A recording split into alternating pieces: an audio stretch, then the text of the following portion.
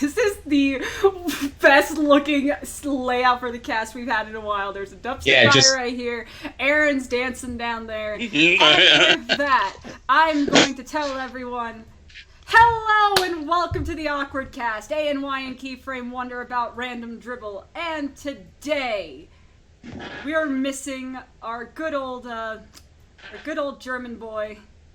He's out doing whatever German boys do in America.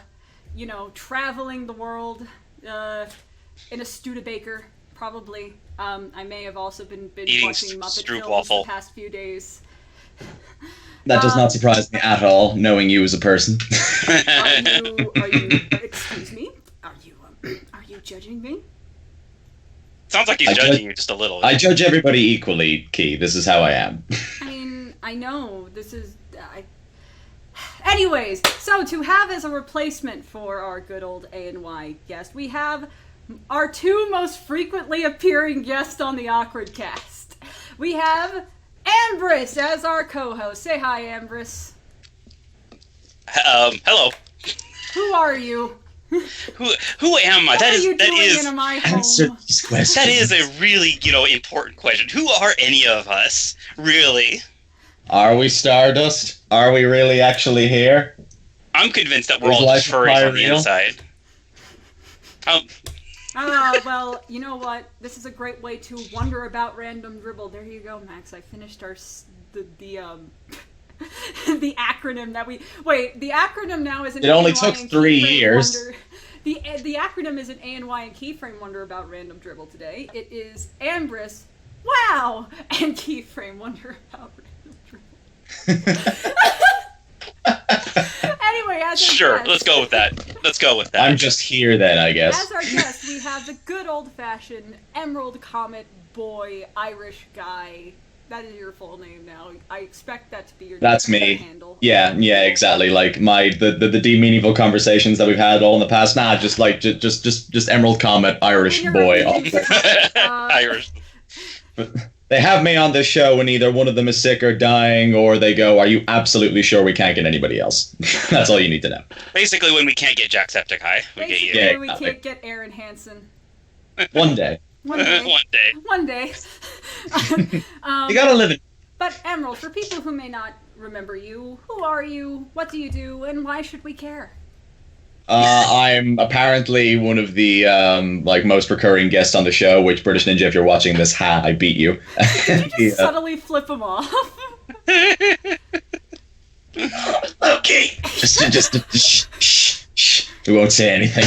Whenever I'm on here, I usually talk about films. I make shorts and stuff like that in my spare time. I'm not too active on YouTube these days all that much because college and stuff like that consumed my life. But for some reason, which way are you, Key? Oh God, I'm broke again. God damn it, fix me. Okay, there we go. Okay, so for some reason this one thinks I'm entertaining, so she keeps having me back on the show. Lord, but everything broke. What the fucking hell is going on? I was gone for one day. You lost internet connection. I lost. My Skype crashed. Am I back? Yeah, okay, you're there back. we are. That one is actually a reason that's happened before. So yeah, my Skype completely went sploosh. I was just trying to expand the screen so that I could see the text. Well, Zoom enhance. Oh. Yeah. Oh God. I'm in zoomed and enhanced. Okay, NDI is being really weird. But till then, Emerald, what's been going on in your life recently? What do you what stories do you want to share with the class as I try to fix this thing that just wants to break on me today? Well, what stories can I share with the class that won't get your show banned from Twitch? Let me think. Things are a little slow in my world at the moment. Most of this month has been me kind of working back and forth on a web show that I've managed to sort of get myself wrapped up in. I'm the assistant producer on that, so that's been kind of me working around with, getting together actors, getting together different key crew members for the show itself, organizing days. I think we're good now. I should stay here without breaking again. Yeah. Dreadful happens. But yeah, you've been... What's the show you're working on? Yeah, what's the show you're working on? I don't know if I can say like too much about it yet. Like it's not like a massive like pipe or like thing with a huge budget. But it'll be like kind of a web series type thing, which is like sort of an Irish version of shows like The Daily Show or Last Week Tonight, political comedy kind of stuff, like sketches that we kind of throw into it. We get a lot of Irish comedians in. We do a bunch of just like, mad dumb jokes. We make a bunch of like, props for it.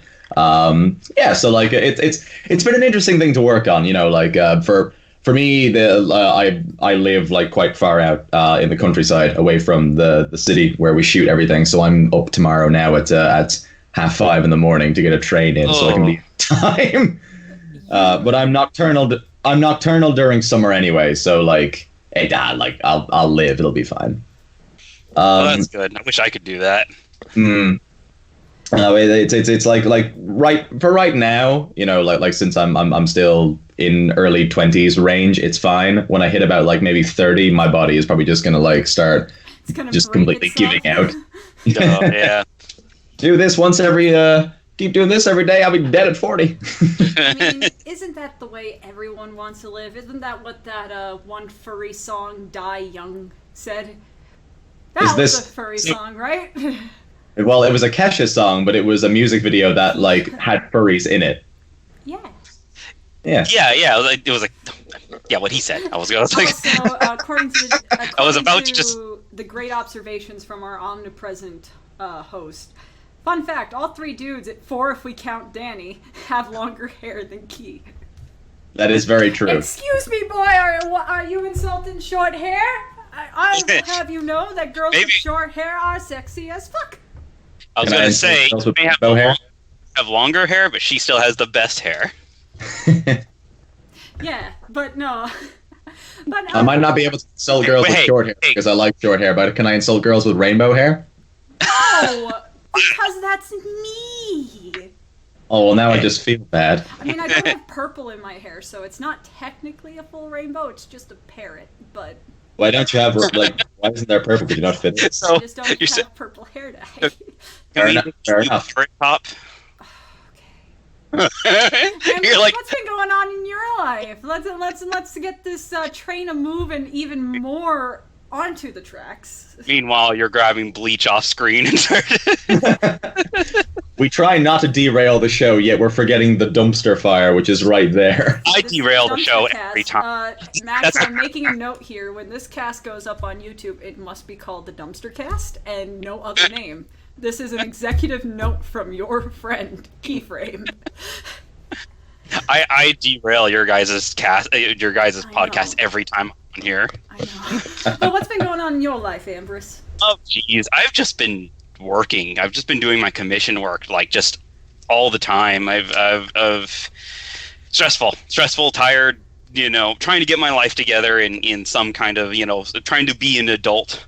Not a whole lot of fun, exciting than just, like I said, doing commissions and all that kind of stuff. I have,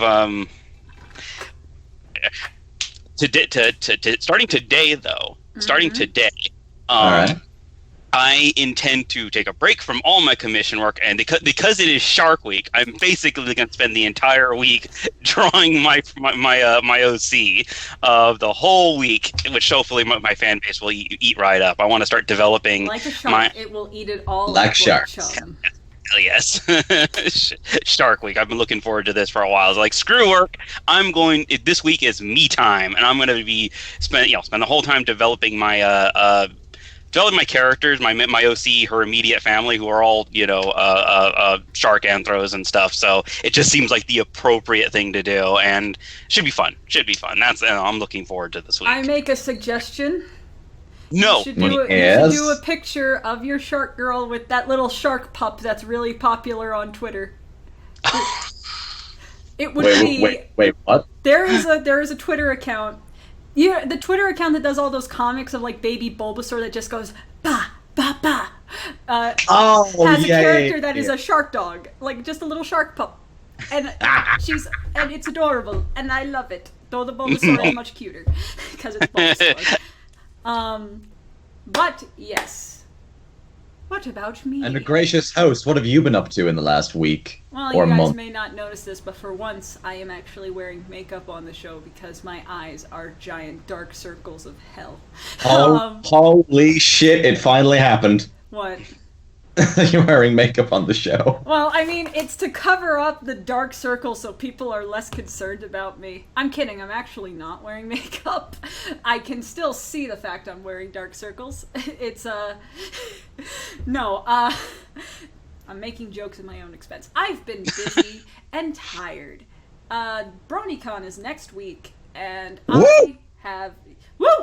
I wish I could go. I know. I'll be getting you a bunch of Sunset Shimmer stuff. Don't worry, boy.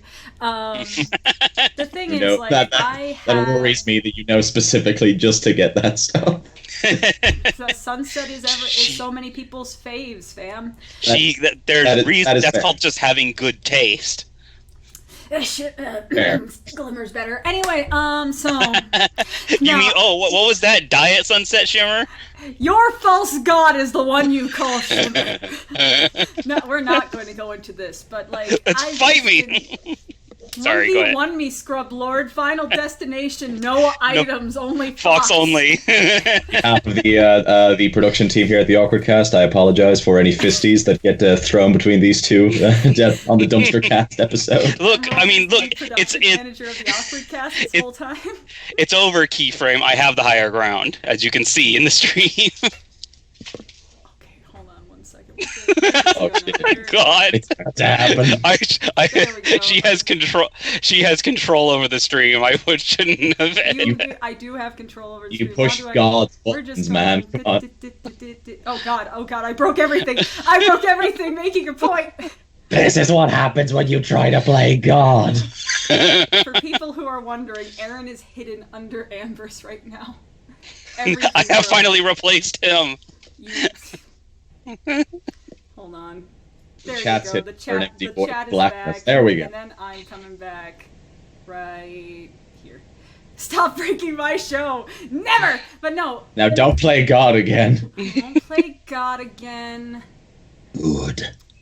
Anyways, yeah, no, the thing is, I've just been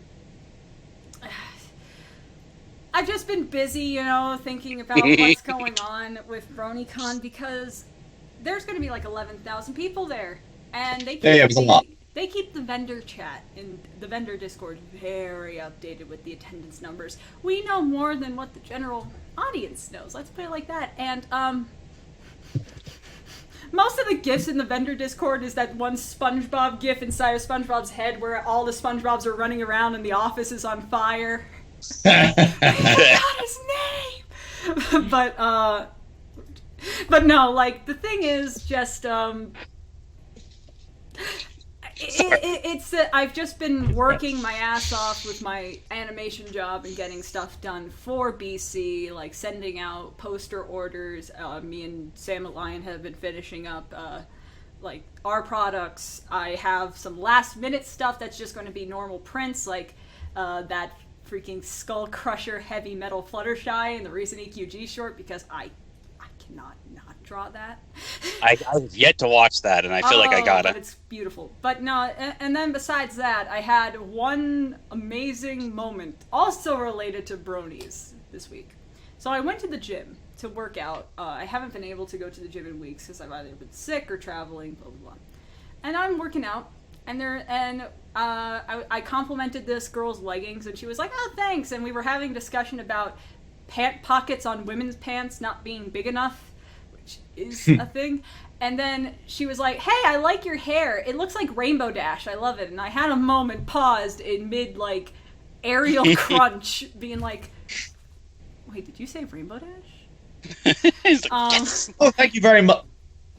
And I was like, "Wait, you watch MLP?" And she's like, "Yeah, I love it. You know, so many of my friends left during the Equestria Girl shorts, but I love it." And we had a talk about it. I said, "Who's my favorite?" She said she named her dog Pinkie Pie, and it's adorable. And oh my then she God. took a picture. I showed her my art, took a picture of my Twitter, and it was so cool. And I just kind of walked out there being like, "Wow.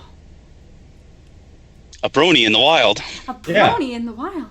That's not me.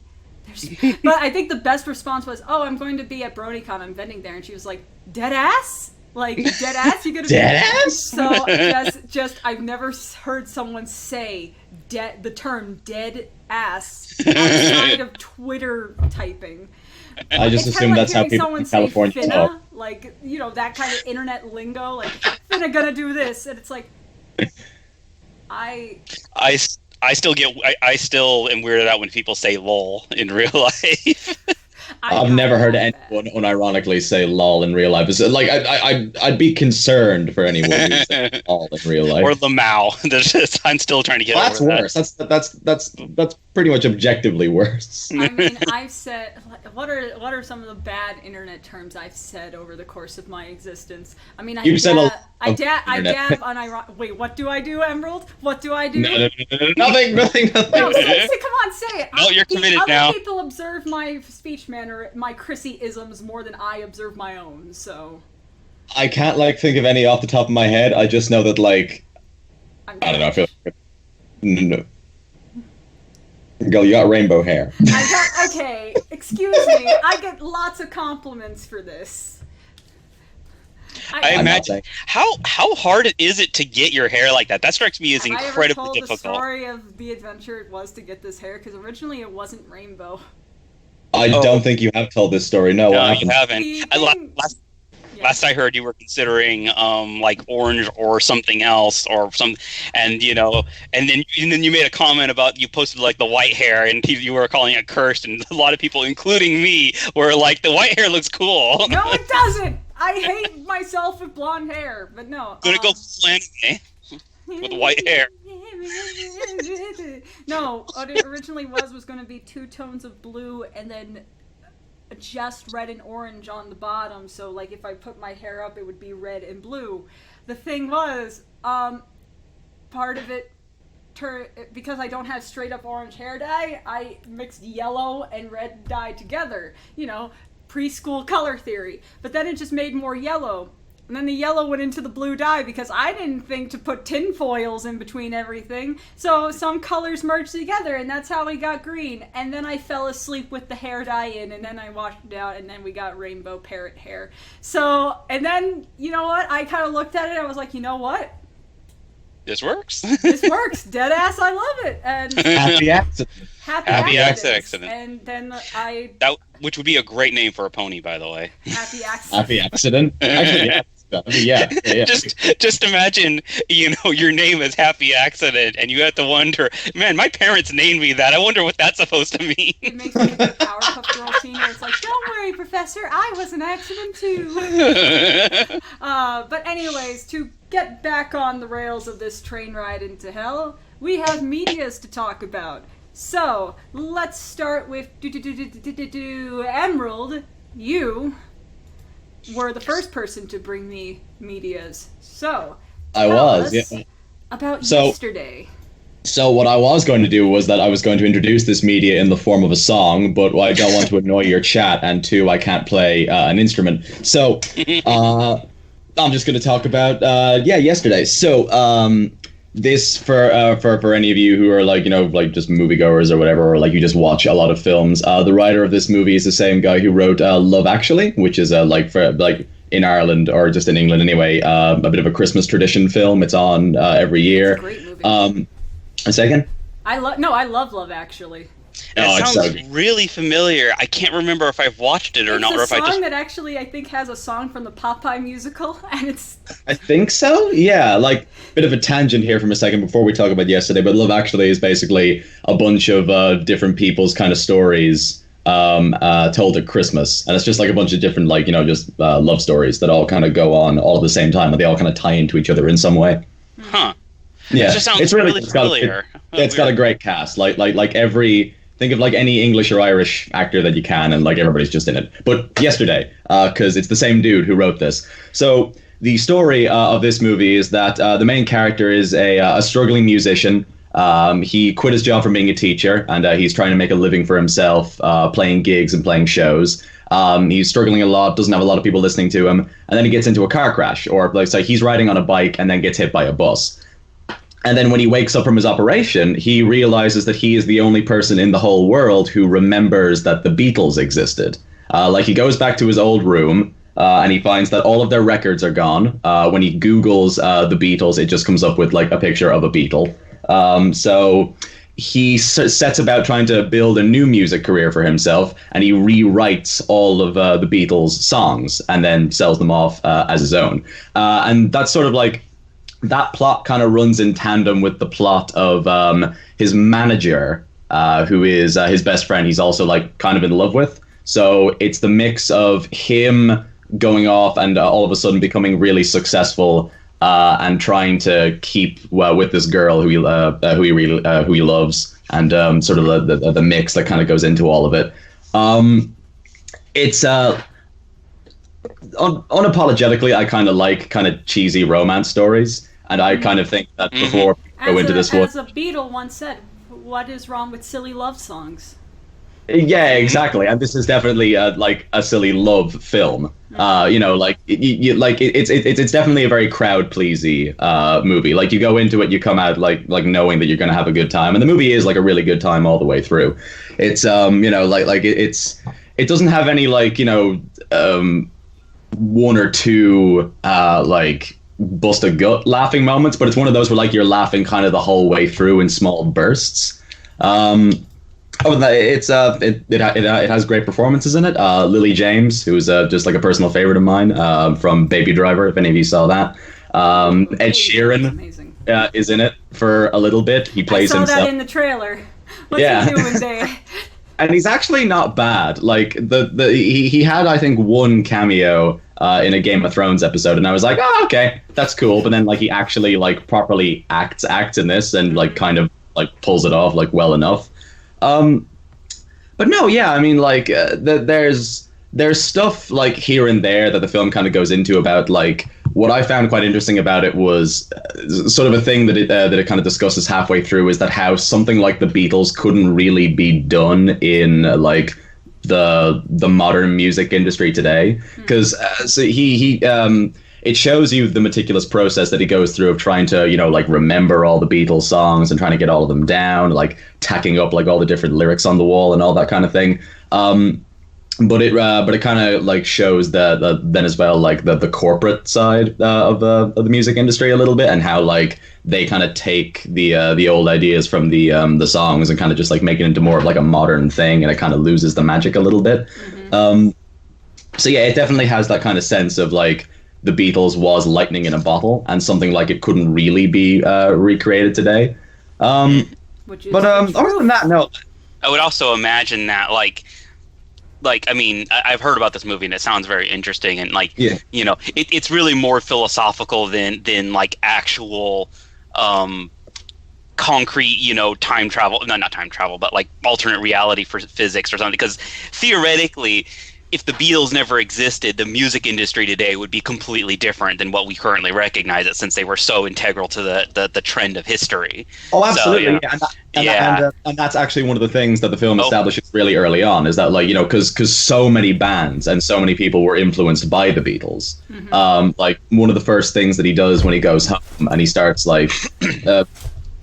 one of the when he wakes up from his operation, the first thing that his friends do is they buy him a guitar and he sings them Yesterday, and everybody's like, "What the hell was that? Like, you haven't sung that for us before." And he's like, "It's Yesterday. How do you not know who the Beatles are?" So when he starts figuring it out, he goes home and he Googles, like, a bunch of different bands, and he Googles Oasis.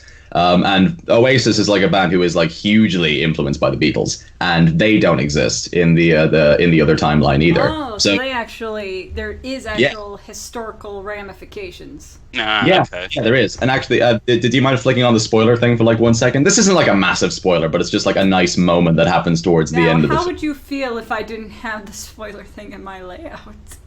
Oh, I would feel very disappointed, considering Wait, hold that on. I got an idea. I got an idea. Don't worry. Okay. Don't worry, folks. We can salvage this. Also, who's that calling me a softie in the chat? It's Max. You boy. Yo, boy. I mean, you're not alone. I have discovered in the last, 5 years that I actually GIF. Come on. That I actually. Sorry, go ahead. No, this is our spoiler alert. Is Mark Hamill saying it? Oh, there we go. Oh, from the Graham Norton show. Yay! There we go. Key representing. Exactly. So that's your spoiler alert. When it's gone, it's gone.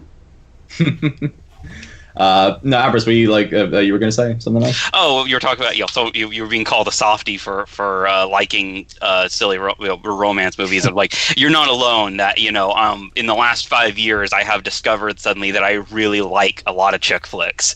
Yeah, and like they're just, I don't know.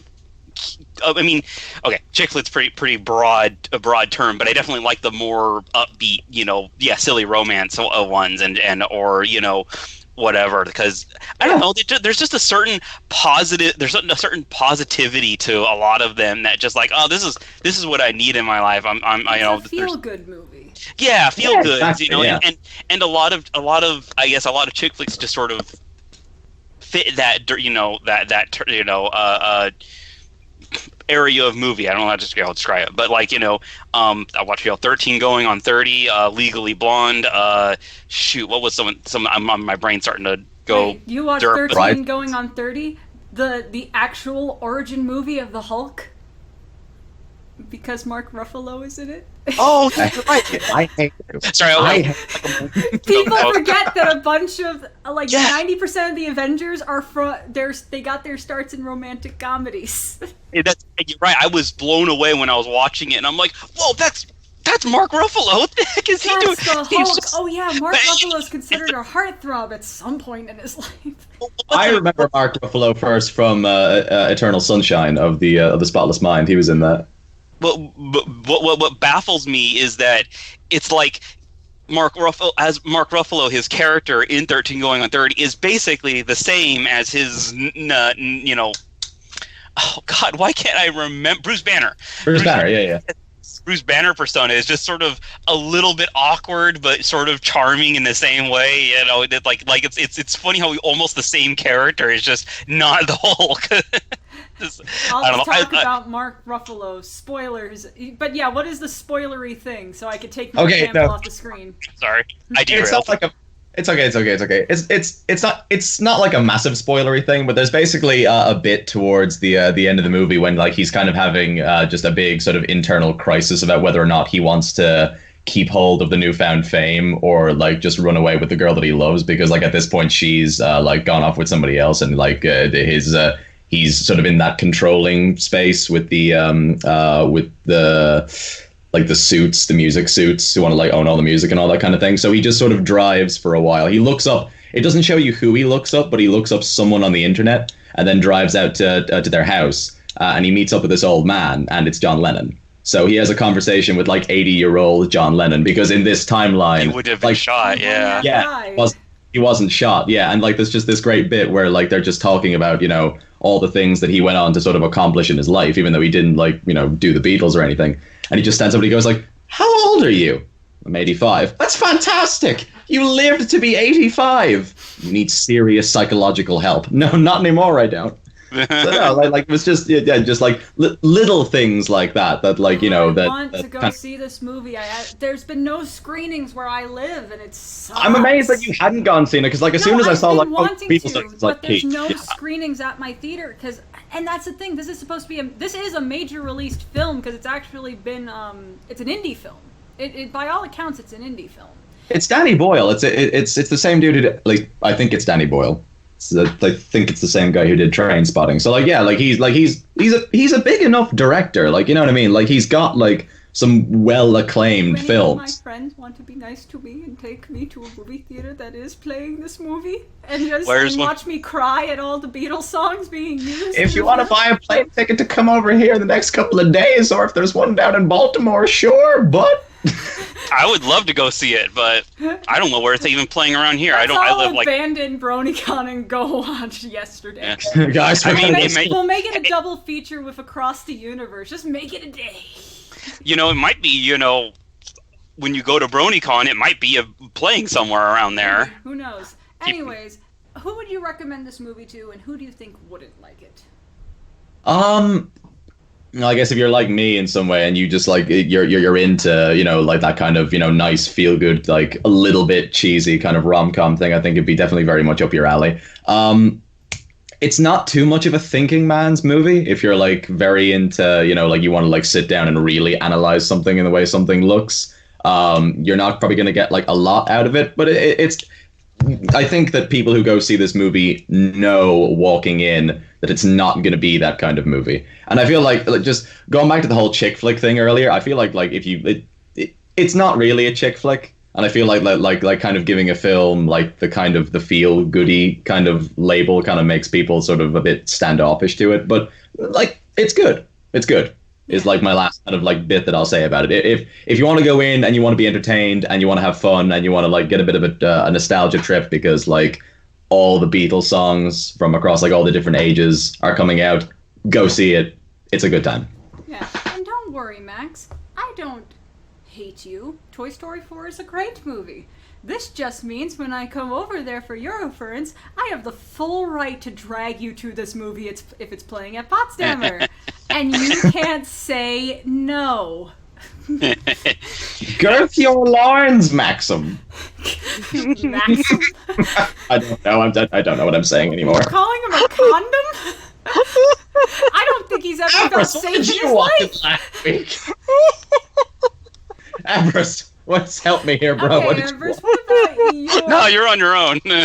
Oh, I hate myself. What about your media? Final Fantasy XIV. Exactly. Oh, I mean, it's a bit underwhelming. I feel like it might be a bit underwhelming, but the fact is that's pretty much outside of doing commission work. I've been playing a lot of Final Fantasy XIV because the latest expansion came out. I have no idea if anyone here in the chat plays Final Fantasy XIV.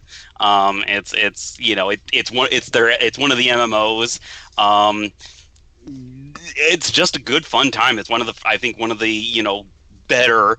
Yeah, it's like one of the top 3 most popular MMOs right now. So that says something. I just put the latest expansion has a pretty cool epic story about basically going to an alternate reality, parallel dimension kind of. It's so hard to talk about the story unless you already know the story up to that point. So I worry about anyone here like knowing what the heck I'm talking about. Put Mark Hamill back up there. We'll do spoilers.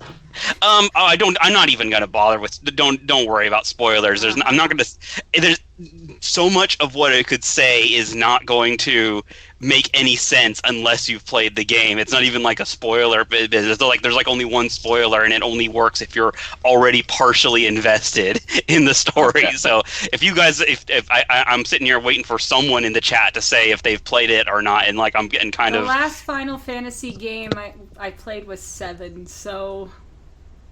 Which is the best game. That's pretty much. It's pretty much most people's favorites. I'm upset because Final Fantasy IX is my personal favorite, and it's also the most underrated because no one played it. But everyone who has played it really likes it,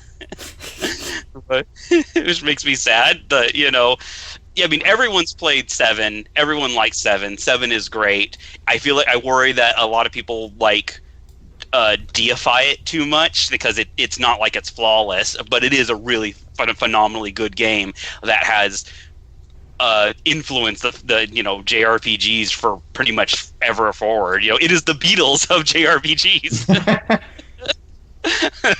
Okay, idea. Call this episode like alternate timelines and the Beatles.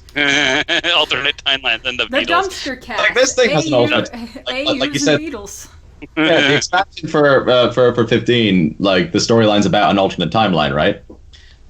Yes. No, it's not an alternate timeline. It's about basically the lore is the deep lore that's explored in this is that the world used to be like 10 times. Like the world, universe, whatever, ether used to be like 10 times bigger, and there was like a big ancient civilization that was like of superhumans or super people that were could basically mold the world with thought or whatever. Anyways, everything was fine and dandy until some mysterious cataclysm happened that ended up smashing the world into the universe it's not really clear. They call it the world, but it's more like the existence, smashing it into like 10 alternate instances, all of which kind of evolved on their own path, I guess. So they have certain similarities. Anyways, this game is basically where you actually go to one of these other places and kind of deal with the crises that's going on there. It's having its own, and it's just kind of interesting because a lot of the geography is similar. Like, you're like, oh, this place, this sort of coastal area looks like the coastal area that I knew, but it's completely different. It's all, whereas the one I know was sort of like a, tropical place. This place almost seems abandoned and desolate, beach, and it's sort of uncanny, and it's, it's all very, it's all kind of cool and exciting for anyone who's basically been with the game for a while and kind of has some furries. Oh, well, there's cat. Oh God, furries. There's cat girl. Okay, now we see why Ambris likes this game. As soon as the hood went back, Of course. I like cat girls. Look, I like cat girls as much as I don't know anyone like me with. Now, is there cat boys? Yeah, there's cat boys. Okay, now you reeled me back in. Please continue.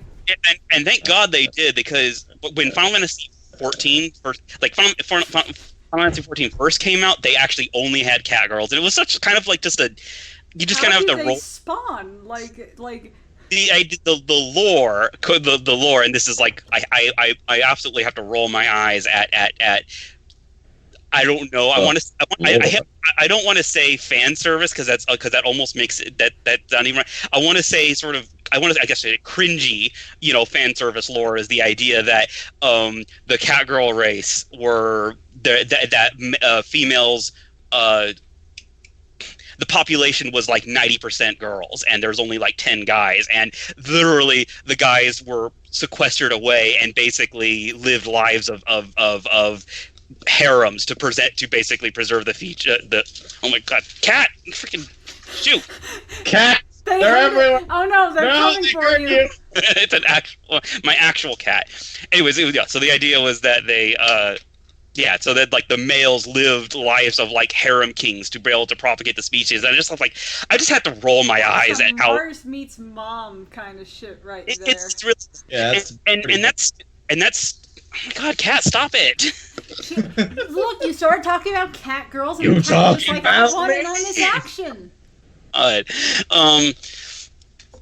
So that lore is still ostensibly part of the world, but when they sort of rebooted the game with Realm Reborn, because the first instance of the game was a big mess, the lore still theoretically exists, but they decided, whatever, you can play male cat boys now, if you want. Honestly, it doesn't even break the lore because 90% of the cat people are still girls. So sure, it works. It's still. I mean, I don't know. I wish they just kind of. They don't really refer to that anymore in the lore. Like, it doesn't like come up. So whatever. It's just dumb in the first place. And by contrast, the inverse, like they have like a race of sort of, I want to say, orc-looking people. By contrast, they had the same thing, but inverse, that like 90% of them were guys, and the orcish females didn't exist. And it's like, come on, get over. This isn't the, get woke. This is, and they reverse that too. So, thank goodness. But then in this expansion, now they went and added the Viera, which if anyone who's familiar with Final Fantasy 12, they're basically like, I want to say they're not. People want to call them bunny people, but they're really. I saw that in the trailer. I was my Killing Bites OC is in the game. They're more like Playboy bunny girls, and it's just like they are. Of course they are, because they're. Isn't Final Fantasy the same franchise that has like this basically human girl that's supposed to be like part chocobo or whatever? There is like a half chocobo, half person hybrid that's in the Final Fantasy verse who's like a slutty like harem dancer. Key, don't you understand? Their brand is built on furries. Their brand is built on furries and large swords. I have no clue what that character is. I'm a shrug. But please continue. Who would you recommend Final Fantasy? Oh, I mean, that's the awkward thing about this using the media, because Don't say awkward. We're not at the end of the show. We can't end the podcast yet. Whoops, show's over. Just okay, bye guys. And stream. Okay, we're off. I mean, if you like Final Fantasy, it's worth checking out. The whole game is just rich with references to previous games in the series. If but if you're already a big fan of Final Fantasy, you're probably already playing it or at least familiar with it. I don't know. The new expansion definitely improves a lot of previous stuff. If you've tried it before and you got bored, you didn't like it, the game's a lot better now than it used to be. If you like MMOs in general, it's worth checking out just for that because it's a quality MMO. Chocolina. Oh God. The hell is that? It's the Chocobo lady. Oh no. I have no clue what I reject this. I should not watch it. I cannot look away. Yeah, she's supposed to be part Chocobo, and we are going to leave before some of these cosplays and the image search get too lewd. Oh, I want to die. What is that from? Gosh. From Final Fantasy. I'm just wondering which one. What are the newer ones from the looks of things? I mean, the newest single-player... Final Fantasy XIII. 13? 13? 13? Well, no one likes 13 from my knowledge. I played 13. Actually, that makes sense. The unlucky number, the cursed image has to be in there.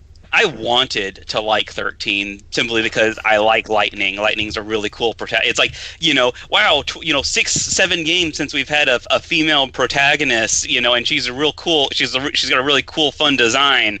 Too bad the game sucks and the writing sucks and everything about it sucks. And you suck. And Squeak sucks. I'm upset because the last time Final Fantasy had a female protagonist, it was Final Fantasy VI, and Final Fantasy VI is damn good. But then 13 comes out, double the games later, and it's terrible. Well, do you have anything else to say about Final Fantasy?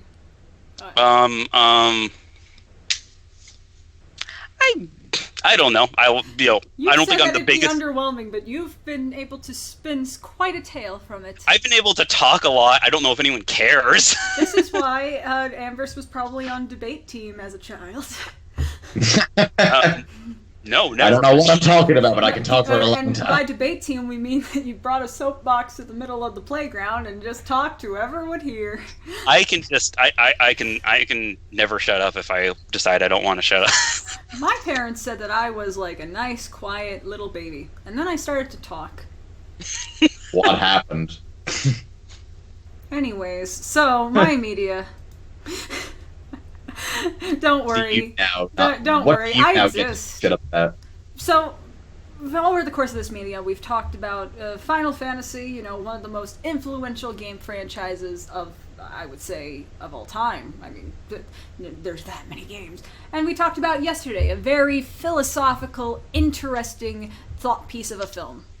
You're setting me up for disappointment here, Keith. So I've been watching Osmosis Jones 14 times the past week. Okay.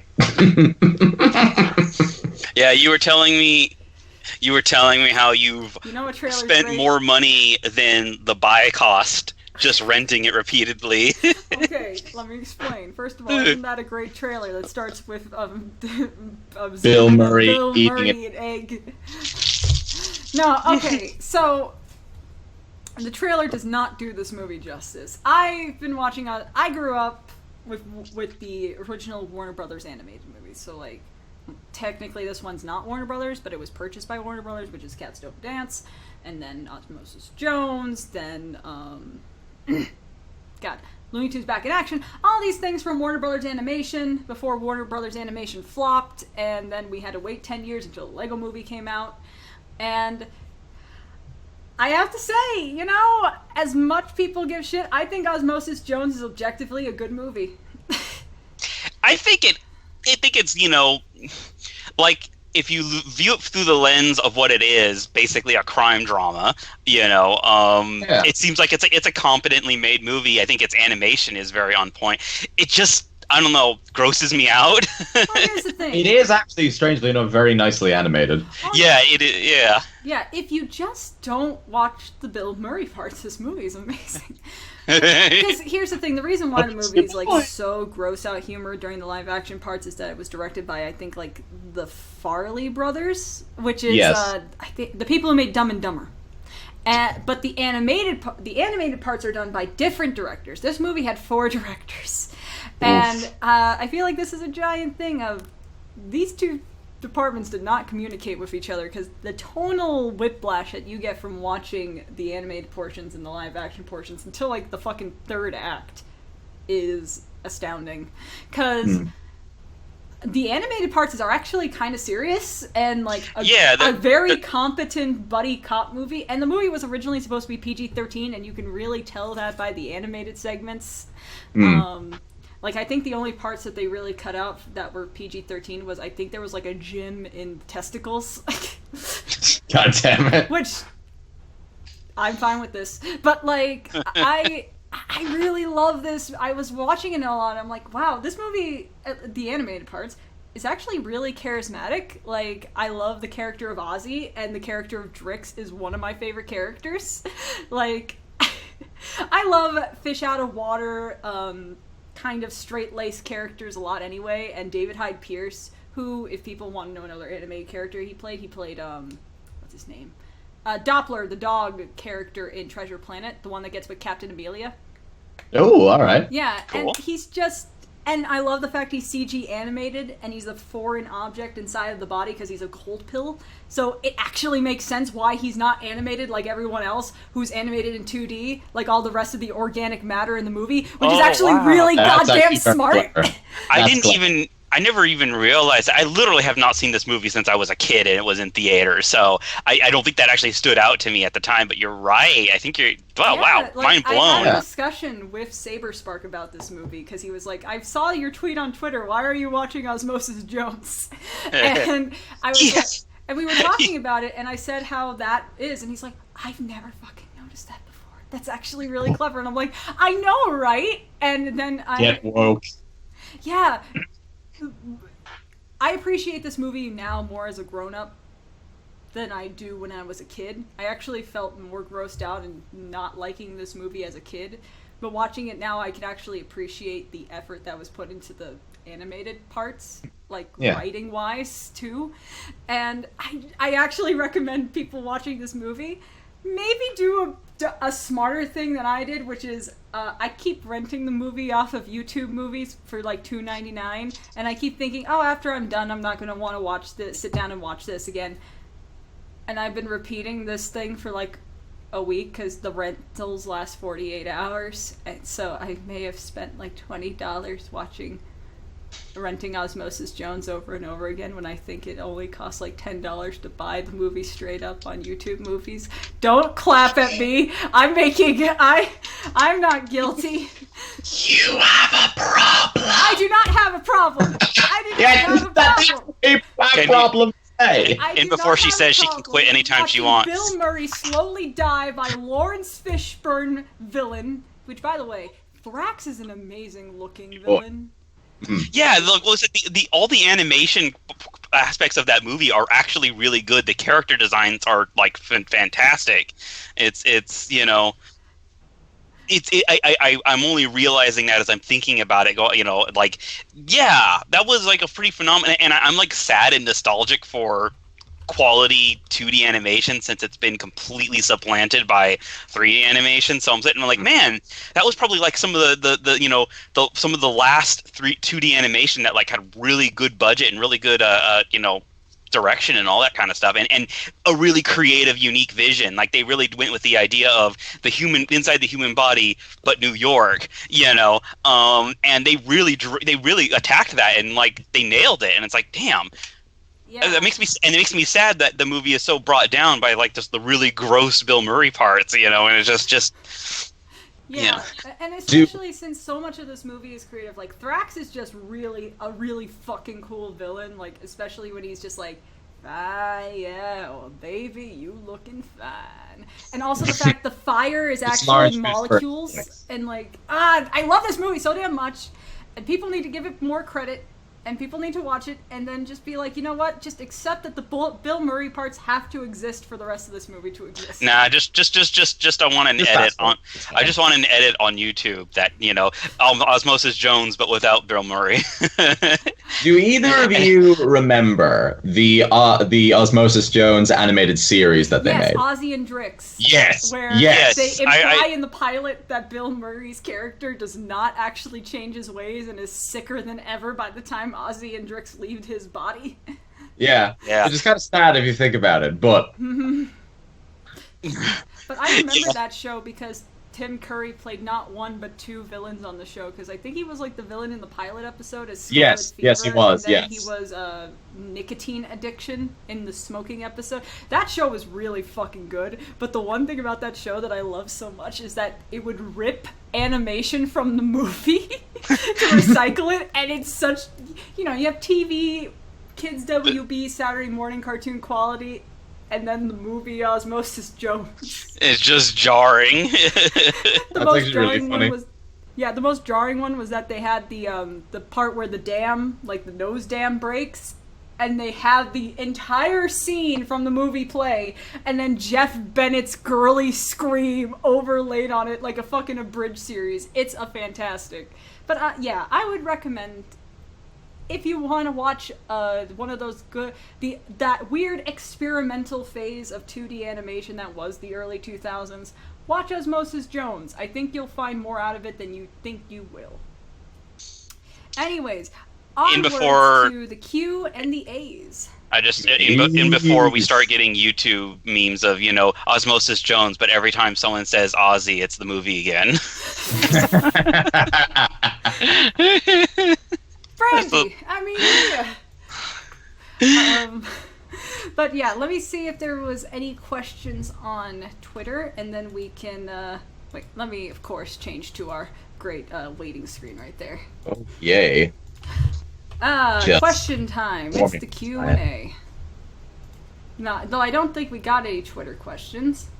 Well, I did. I got one, which was for me, but I'm gonna give this to everyone else. A question for Keyframe and Ambris and Emerald. What is your least favorite movie? I guess what's a movie that comes to your mind as of recent that just makes you viscerally not happy? Oh, this is going to take me a little while. I know one that every time I think about it, I can't feel positive memories. Fucking... What's it called? Strange Magic, that one George Lucas Midsummer Night Dream film. Yeah.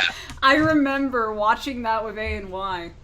And at first it was funny in the way that it was so bad, but then the movie kept going. And going. And going. And then by the time it finally did its last number of Wild Thing and it went all kaleidoscope, we were just sitting there kind of slumped in our chairs being like, how long was this movie? Time now. For those of you wondering, it's an hour and 40 minutes, which is probably like a little bit longer than it has any right to be. It should not even be an hour. It shouldn't be a movie. The sister repeating her one line. Oh yeah, snuggle bunch love. Like, oh god.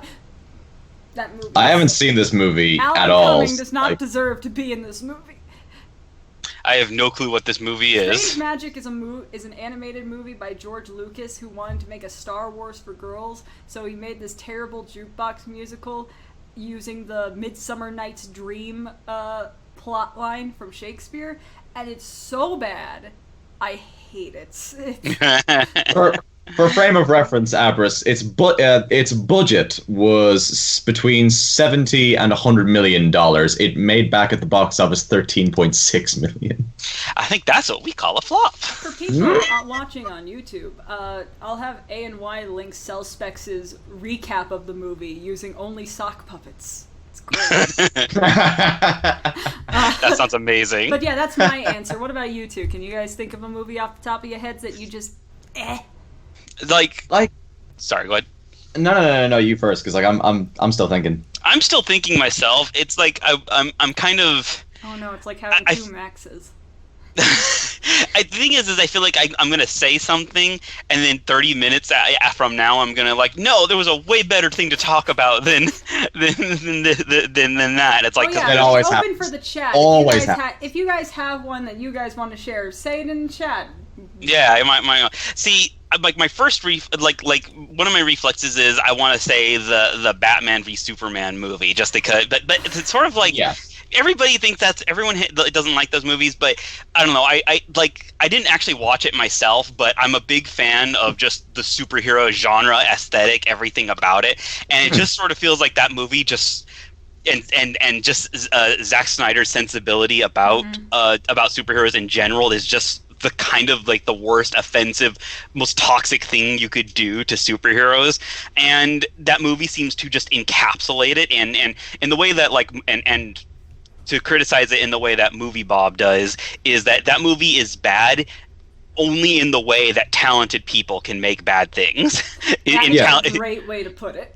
Yeah. It's like there's bad movies that are just, cash-ins or trash or just made by people who suck, and you like those are just sort of like they're bad, but you can almost ignore they exist. But then something like Batman versus Superman is bad in a way that just it's offensive by its existence. Yeah. And I don't know, but then but no one likes that movie except for a small population of people. If I want to be controversial, I'm gonna say that I really hate the Lord of the Rings movies, and no one. Oh, okay. Slow your roll there for a second. We're just gonna sink in the chair here and let these two fight. No. I'm not gonna fight you. It's gonna be like, are you not a fantasy guy, or do you just like love fantasy and I love Lord of the Rings? But see, my angle is that I think that they're terrible interpretations of the books, and I understand that. I understand that you have to make changes from books to a movie, but in the same way that I feel like Snyder does not understand superheroes, I feel like Peter Jackson does not understand Lord of the Rings, and he basically made his own version that's kind of offensive. I dislike Batman vs Superman for the exact same reasons that I dislike the Lord of the Rings movies, but for some reason culture completely disagrees on me between those two. See, I would say The Hobbit is a way worse interpretation of the story than any of the Lord of the Rings films. It's objectively not a good movie.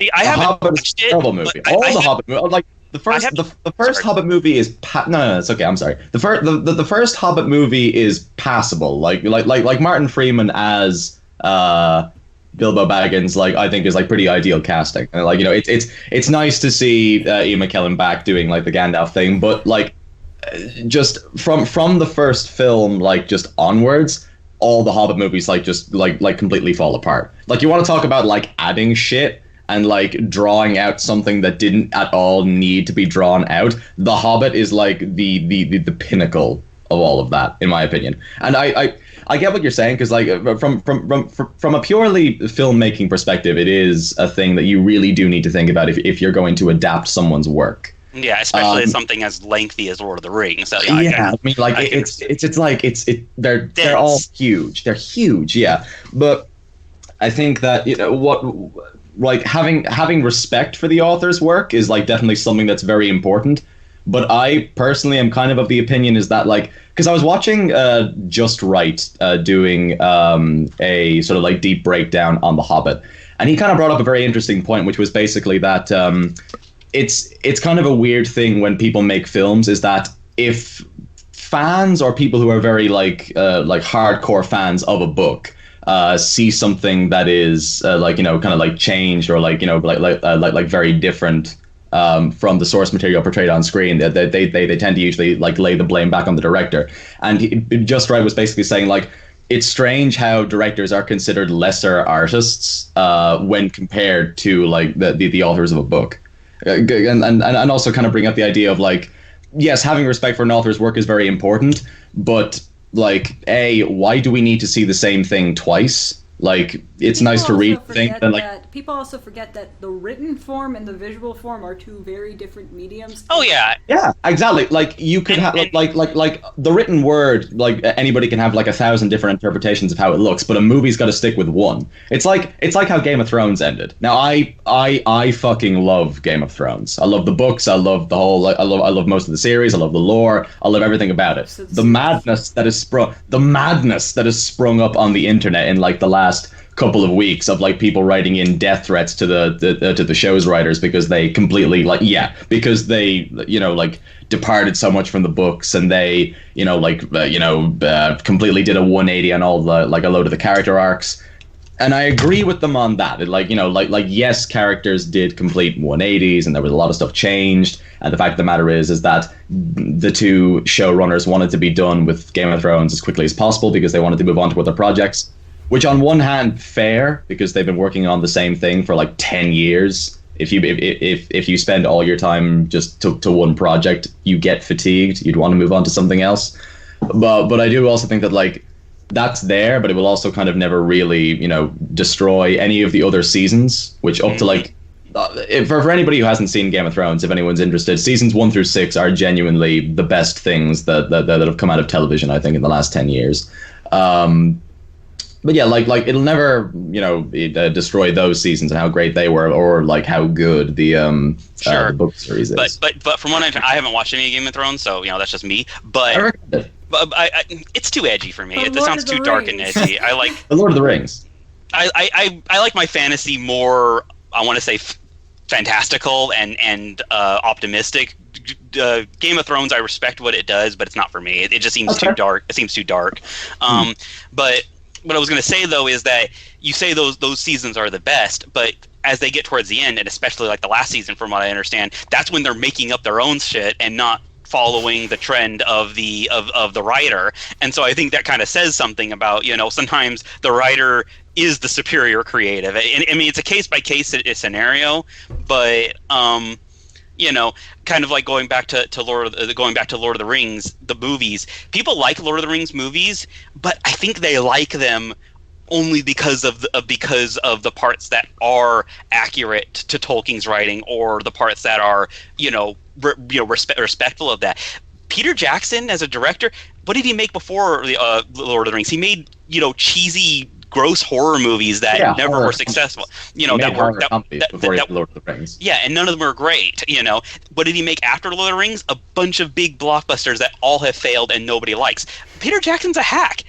People he adds nothing good to the movies. The only thing that people like about the movies are things that are Lord of the Rings, that are Tolkien. So Peter Jackson, we're putting out a wager to you. If you want an agender person from California and a small woman from California beating you at eating Baconators from Wendy's.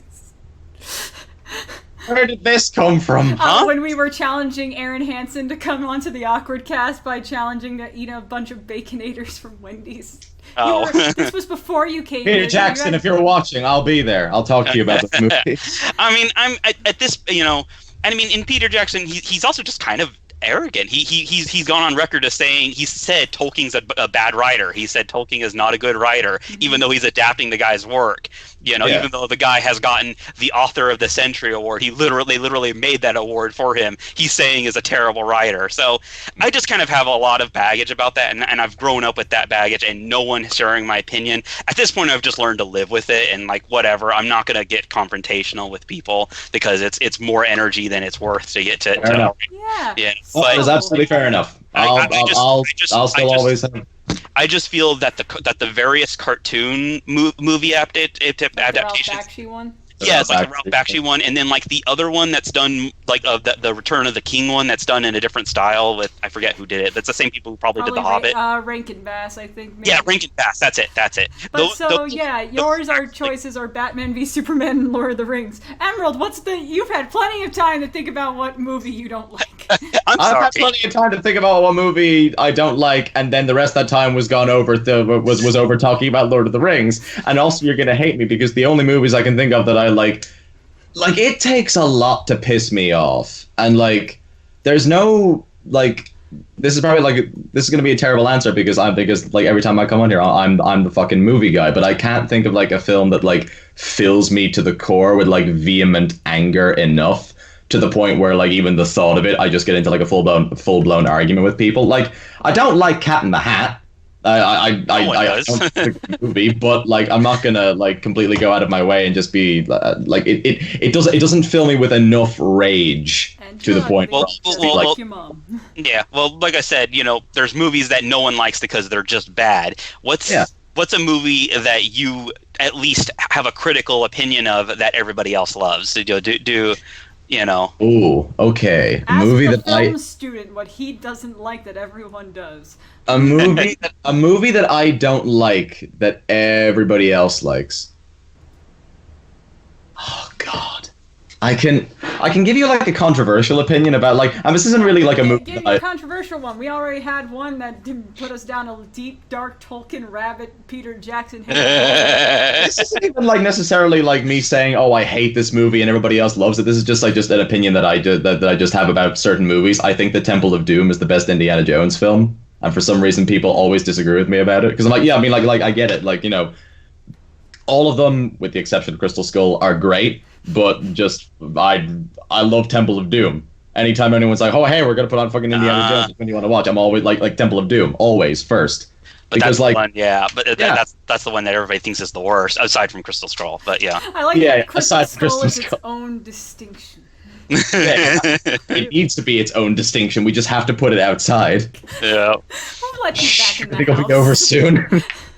Oh, there's in the chat. There's a good one. The Last Jedi. There's that. Last Jedi is terrible. The Last Jedi is terrible. Thank you. We can all agree on that. I don't like what they did with Finn. Just God, please. Everything's about it. Fix it. They shouldn't have given it to someone that wasn't J.J. Abrams. We can all agree on that. Please help us. See, it was just my God, it was. I really liked the episode. Oh God, I can't keep the numbers straight in my head. That's why I just say their subtitles. And I can't even remember A New Hope. No, not New Hope. Are you talking about Force Awakens? Yes, that's it. Oh, New Hope. I'm not the biggest Star Wars guy. I gotta admit, I like Star Wars well enough, but I'm not. It's not my thing. But so Force Awakens. I liked that first more. Question. We've gone on for 20 minutes. We need to move on. Okay, you're right. I'm sorry. No, don't be sorry. I'm just laughing and imagining ANY with his head in his hands, be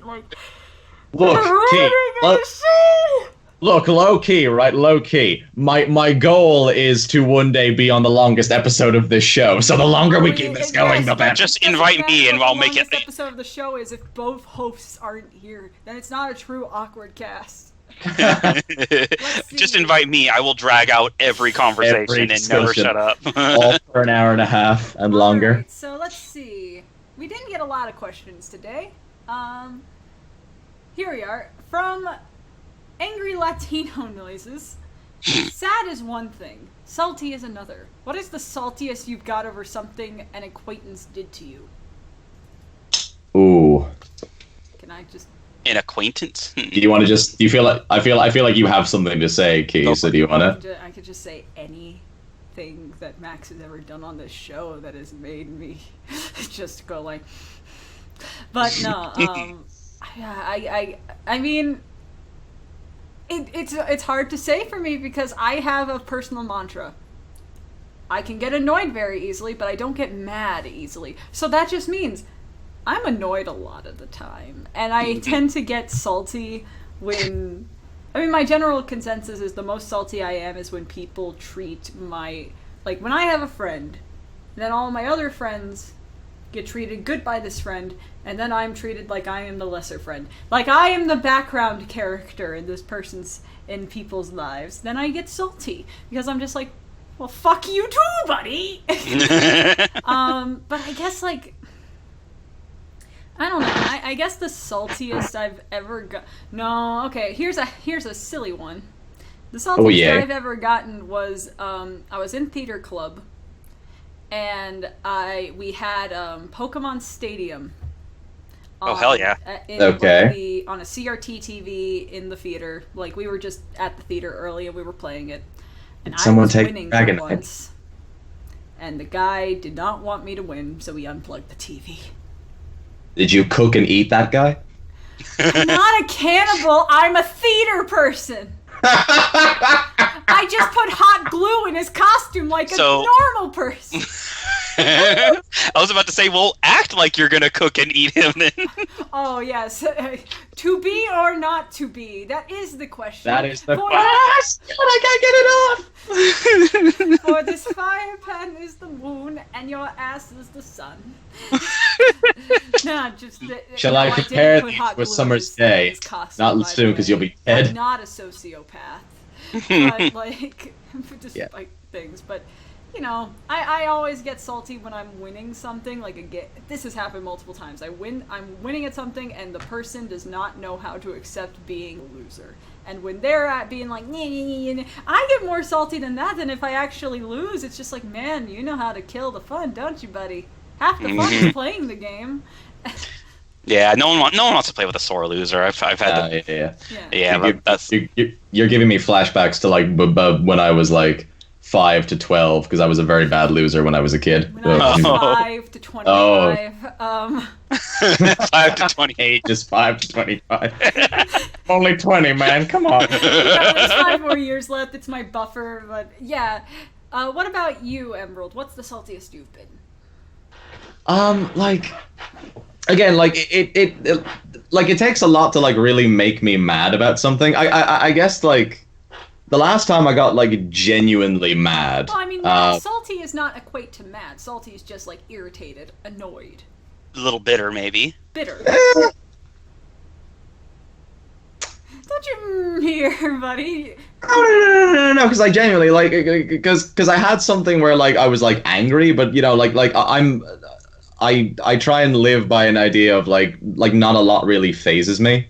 Like, that time like, you cried at the refrigerator. That's because I was drunk.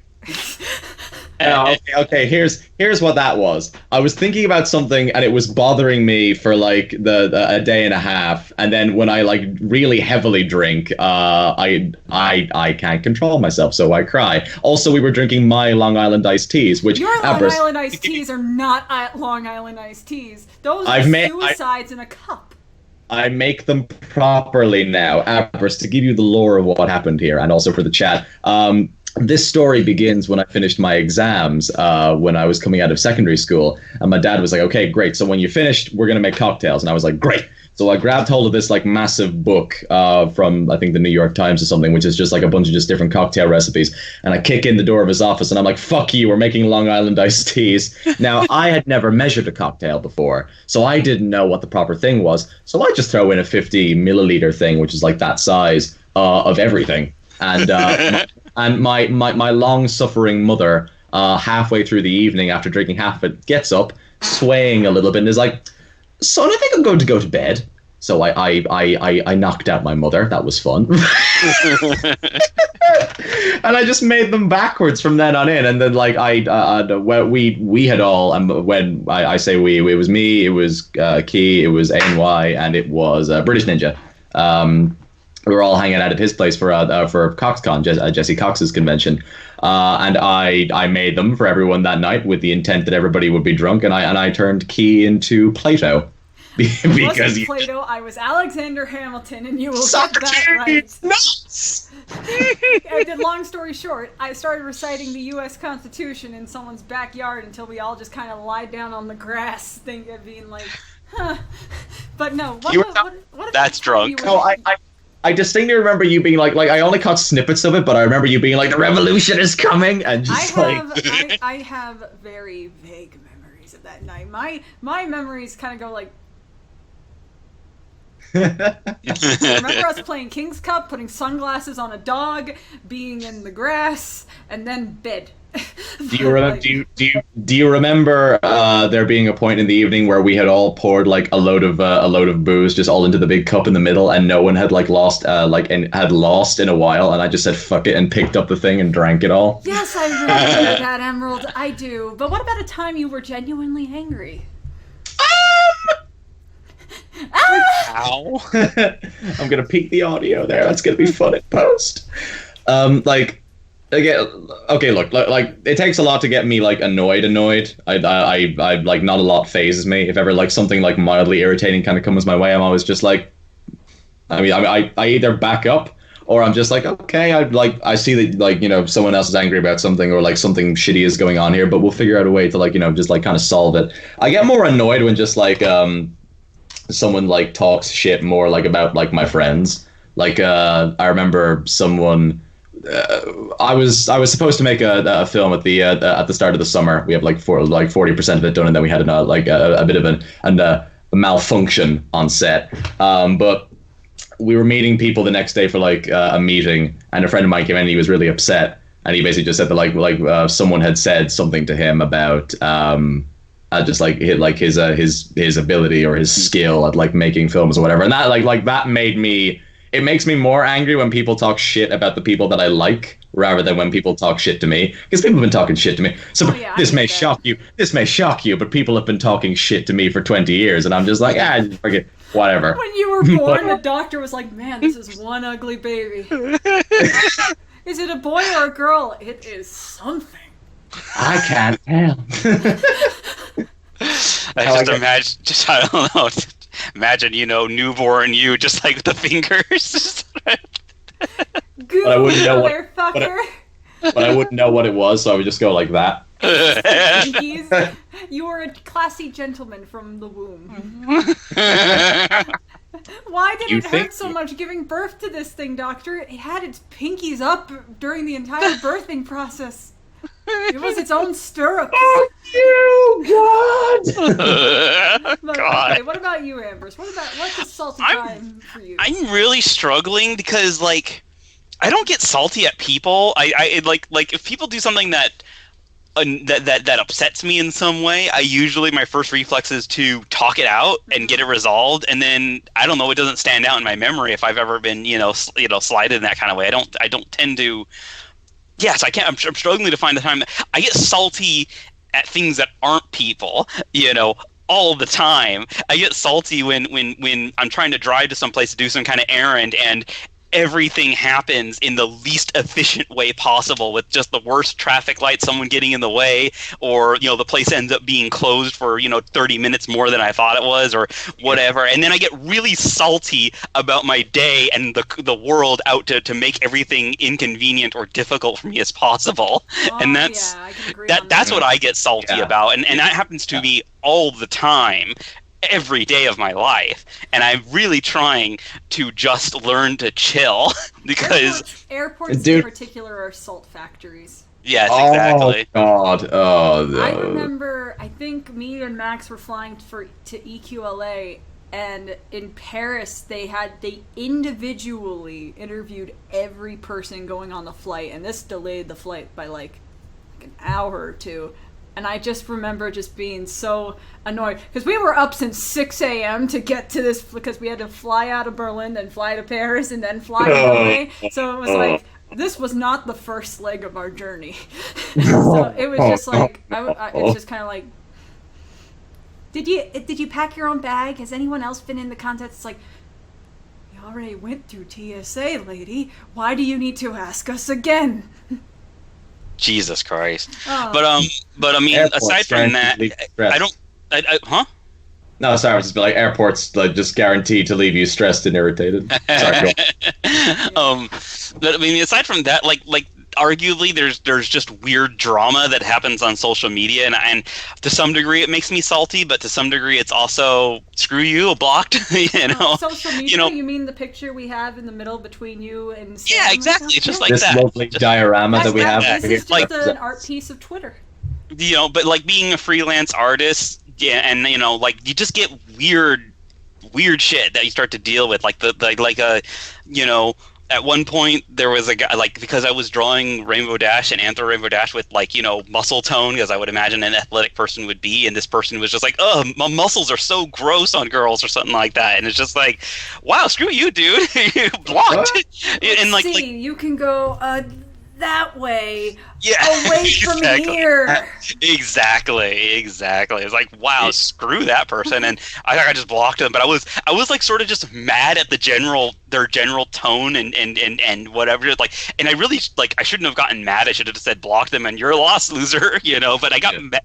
That's the kind of thing. Or more recently, and people in my fan base might remember this because the guy who got so mad at the fact that I draw anthros with hooves, you know, instead of feet, and I can only imagine the guy with like some kind of crazy foot fetish, but he just like got like just ranting profanity, you know, maybe even some racial slurs in there or something, you know, at me because I didn't draw my anthro characters with feet, you know, and apparently he had gone on a rampage because a lot of other artists that did the same thing got similar things in their messages, and just like I went completely batshit, and I'm like, wow, what is this guy's problem? I can only imagine. The same person who like went on a thing about how you drew like Adagio's feet or something in one of your pinups. Probably.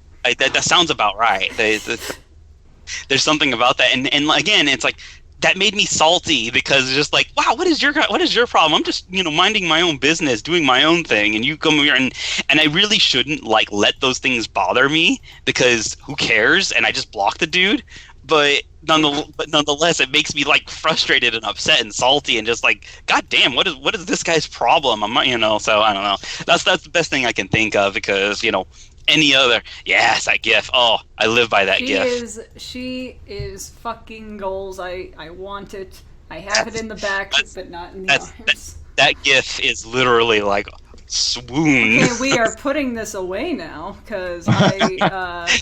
Horny cast. Let's not get no horny on Maine, man. Let's not give the chat too many ideas. Knock in dumpster fire. There we go. Yep. Any other questions that we can spend 20 minutes on? Yeah, let's, God, I hated flexing my arm because you can see the one remnants of me losing weight, which is which is just straight up loose skin that I gotta fucking built up muscle to get rid of. Which is like, hey, that means I have to build muscle. Hooray! But let's see. From Enigma. What do you think is going on with Netflix as they have canceled Tuca and Birdie for a second season, yet give Big Mouth 3 more seasons? Execs are stupid. I have no opinion on this one because I have seen neither of those shows. I have the controversial opinion that I think people are being a bit too mean to Big Mouth. Because I like Big Mouth. I think it's that if you actually look past the style of the show, like the art style of the show, it's actually a really good, no-nonsense talk about the weird, awkward stage that is pubescence, and it goes in a direction that I don't think that a lot of shows have been afraid to go through with it. And I think both shows could easily coexist, and you shouldn't blame Big Mouth for the cancellation of Tuca and Birdie. And the fact it seems like people are and treating the cast and crew of Big Mouth like shit is kind of being part of the problem. Yeah, don't attack individual people like that unless, you know, just for them being associated with the project. You know, a lot of these people are just trying to do their best. And in general, my thing is, if you have a problem, at least take it. If you have a problem with a production, take it to the, you know, the people up top. Take it to the head. You know, the execs who call the shot. Yeah, the execs who call the shots. You know, the voice actors and the artists. They're just trying to, you know, get through the day. Yeah. You know, they're trying to do their job. You know, don't. The poor underpaid intern who's just like getting everybody coffee is not directly responsible for the fact that the show he was working on doesn't get renewed for a second. It's kind of like, and people also forget they're not made just because they both air on Netflix does not mean they're made by the same studio. Yeah. The Big Mouth is actually made by Nick Kroll's studio, which the whole announcement that Big Mouth's getting 3 seasons is part of this big thing that Nick Kroll Studios made a bunch of deals with Netflix now for films and things. And Tuca and Birdie is made by the same studio BoJack's is. BoJack's studio was recently, the crew behind BoJack and the studio that makes BoJack was recently unionized, which means Netflix has to pay them union pay and give them union benefits. So which they don't want to do. Why the hell would they give 2 shows that amount of pay and benefits when they could just cancel one that's only been 1 season and keep the one that's the face of their adult animation sector? Well, it's unfortunate. It's a bunch of business politics, and it sucks. But luckily, it seems like they are going to try to give Tuca and Birdie a new home, kind of like what they did with Brooklyn Nine-Nine. So let's hope the best. Fingers crossed. No, I'm kind of. It's difficult for me to comment on that because I have not watched any of those shows. That I kind of like. I have this problem that I notice where like a lot of Western cartoons, especially ones aimed at adults explicitly, they all have really ugly art styles. And, you know, I might be kind of controversial in saying this. I don't like BoJack Horseman or Tuca and Birdie because their art styles are really ugly to me. And that's just me. I like my shows really pretty. But at the same time, a lot of these shows... Yes, I'm big. It's just part of me. It's just the fact that I'm an artist. That's what resonates with me and all that stuff. But I respect that as I understand, a lot of these shows are also really really witty, sharp, commentary. And I feel bad that I feel like I can't enjoy those things because I'm just too repulsed by the art style. Yeah.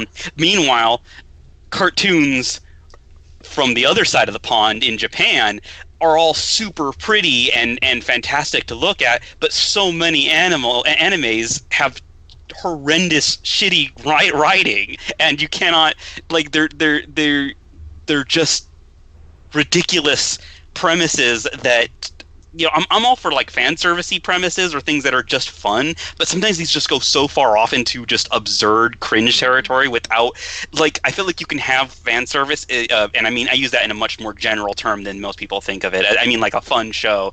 You can have that and still tell a decent story within that context, which a lot of know. So I have this real conflict where I can't. It's hard for me to find a show that has the elements of both. I want to say something like. I'm derailing this whole topic again. Oh no! I'm just. What? No, the derailing is just this show at this point. Welcome to the DerailCast.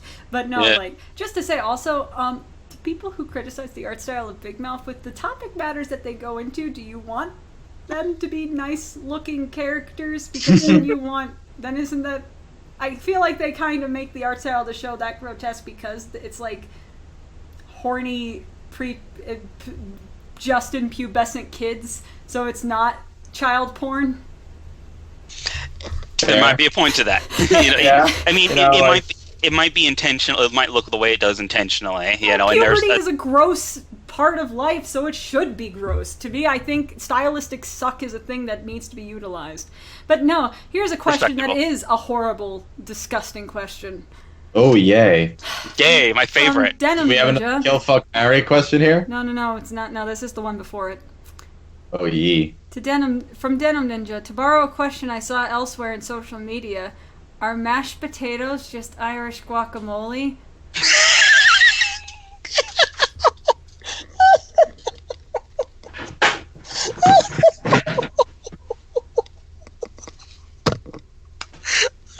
If your definition is that it's something that is mashed and then has salt in it, then yes. And it's local produce. It is local produce. But sure. And Emerald, are you okay? I don't even know why I'm pacing. I'm not even that angry. Just it's gonna be. And while we're at it, hummus is Mediterranean guacamole. Stop there we go. More. Yeah, let's do it. Let's go with this. No, let's go with this. Tomato sauce is Italian guacamole. Don't! Pizza sauce. First of all, if you were going to pick anything that would be that, it would be bruschetta. But, stop it. You are bruschetta's a whore. My understanding of bruschetta was that it was just tomatoes and onions and just on bread. It's tomato. Excuse me, bruschetta is a wonderful mix of diced tomatoes, garlic. You don't put onions in goddamn bruschetta. It's here we go. Garlic and olive oil left to steep, so it's a wonderful thing you put on chicken. Fight! Shut up, Aaron! Have your little tantrum? No, I will take you down to Long Island and show you my boys and show you damn. what good food We got is. to go. Mashed potatoes is not Irish guacamole.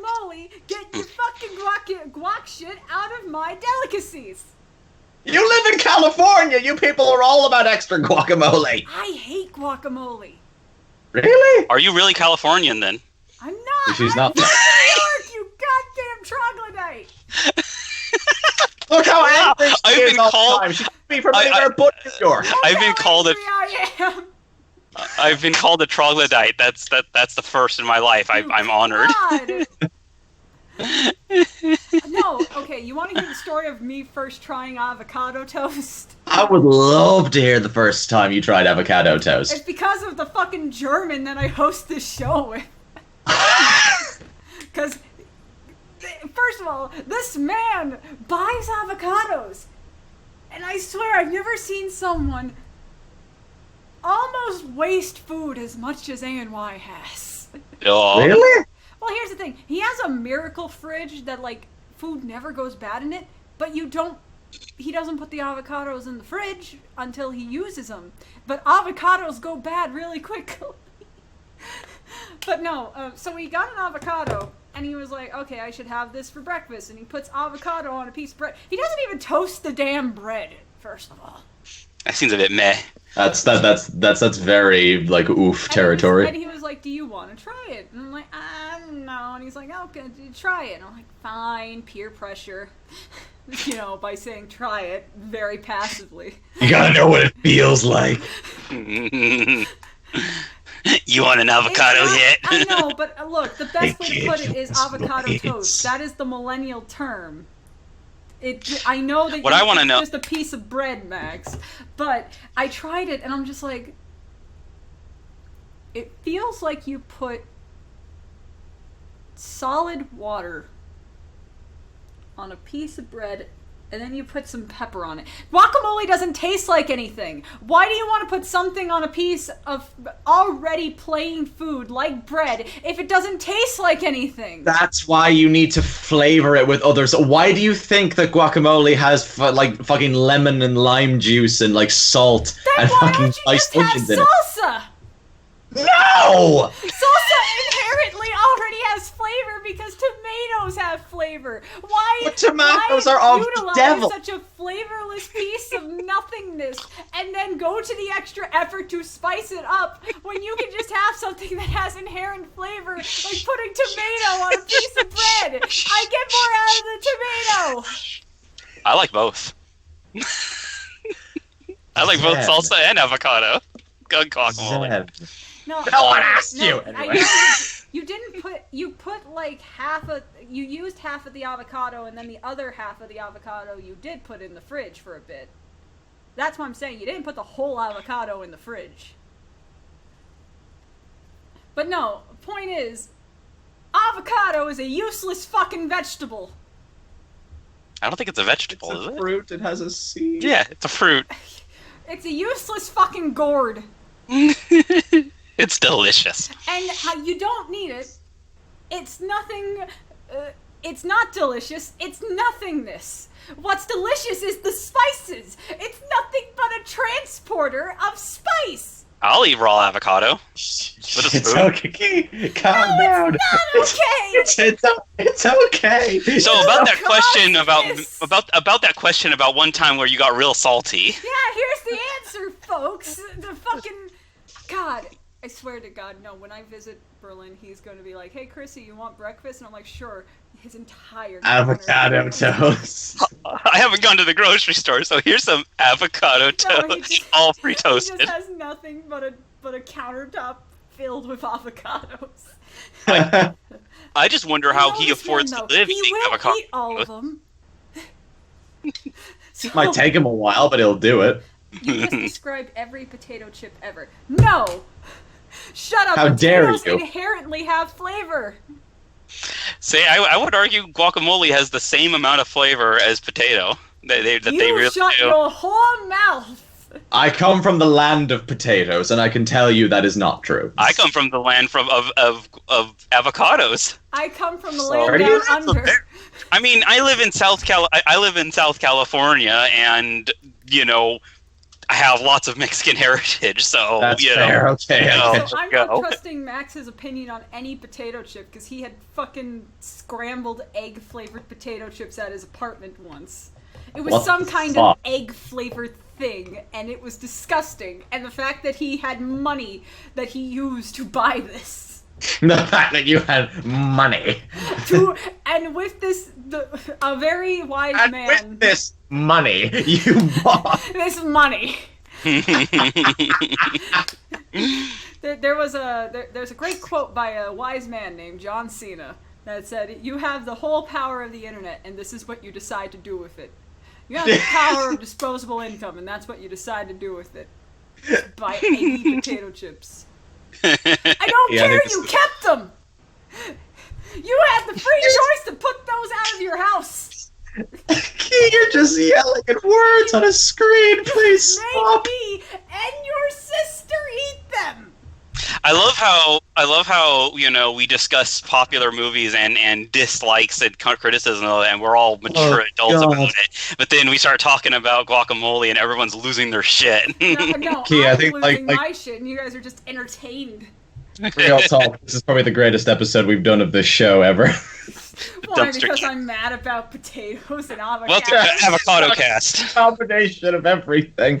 Okay. Do we have a kill fuck marry question? Yes, I'm curious. It's time for our favorite part of the show, to calm myself down because I can hear marry New York an avocado, a potato, Who would you kill and fuck marry? No, a potato, we are an not doing avocado, produce or fuck, tomato? marry, kill. The mad lad who is also a wolf. Don't you want to be the very best like no one ever was? Fuck, marry, kill. Charizard, Venusaur, and Blastoise. Okay. So the first generation fully evolved starters. So Turtle Man with hydro pumps, giant dinosaur plant, and dragon who technically isn't a dragon. Well, I always say, like, it's almost a catchphrase for me. Dragons are for fucking. So. Charizard jizzes fire. I don't know, but I guess I'm willing to find out. But I mean, like, think about it. If he's a fire type, how does that work? Is the jizz just boiling hot, or is it like, or is it like magma, or is it just fire? Is it like flamethrower?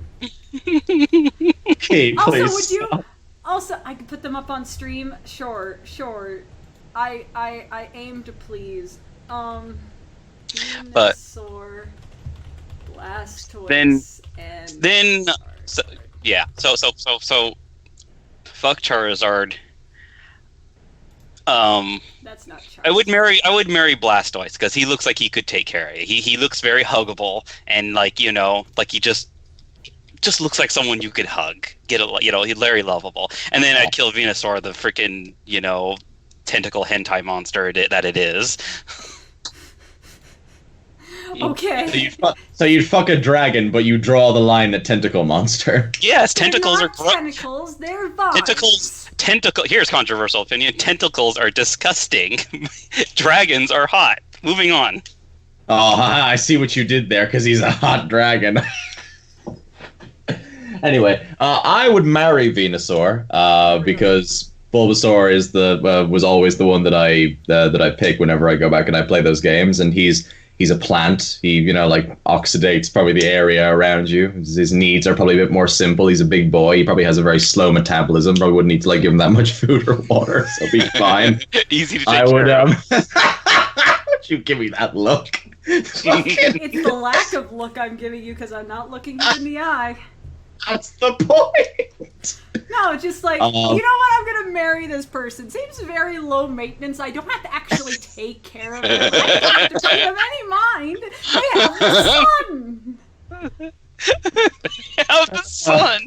I want to marry a literal houseplant. Just feel like fucking your boy out of Hot Fuzz, where just he just carries around his peace lily everywhere with him. I would fuck, what would I do after that? I think fucking Blastoise would be kind of difficult, just because he's a turtle, it'd be kind of a bit slow. So I'd probably fuck Charizard and kill Blastoise. So you want to have a very low-key, low-maintenance wedding, but low-key, low-maintenance sex is just too boring for you. Look, I'm a complicated man, all right? At that point, it's not... It's just like... if it's slow, it means it's sensual. I mean, haven't you seen the video of the turtle humping the croc shoe? Yes, I have. Multiple times, as a matter of fact. Do you think, like, this giant fucking monster turtle with the 2 hydro pumps on his back, it still makes a noise of... I mean, look at Blastoise's eyes. That's the soul of romance in there. Look at his eyes. That's the soul of I'm going to split you in half with fucking 2 jets of water in 2 seconds if you say something to me, look. He's the equivalent of the people who, like, point a gun at your temple during sex to get you off. It's like... There are people like that, just saying. Yikes. That's a yikes. Oof, that's a big... So you would kill... Why would you kill Charizard? You monster. I never liked Charizard. Charizard was always boring to me. I was just like, fucking whatever. So confirmed for bad taste. I'm a complicated man, alright? Okay. Oh boy. What do I do here? Such choices. And all of them would put me in a really bad light, no matter what combination. Such choices, and all of them terrible. My expectations were none, and I'm still disappointed. Let's see. Oh, God. I think I would... See, here's the thing. I'm imagining the fucking scenario of all of these, and they're all bad in their own ways. Cause look, at least with you guys, with Venusaur you could get at least a tug, like a good old tuggy. And I don't... Does Blastoise have a penis? Like... Do any of them? You know turtles do have sex, right? I do know that turtles Just very slowly. I watched the video with the croc shoe. And there I you watched go. the other video with the guy with the turtle ejaculating and just covering someone's deck with semen. Anyway... Why did you watch that? It was on one of those shows where they show a bunch of internet clips. I didn't pick that. Okay, I guess I would let Venusaur fuck me because, well, I don't know. The vines, I guess, could be fun for bondage stuff. All of 10 seconds. It could be like some fun bondage stuff there. I don't know, and then he can give me a ride home on his back.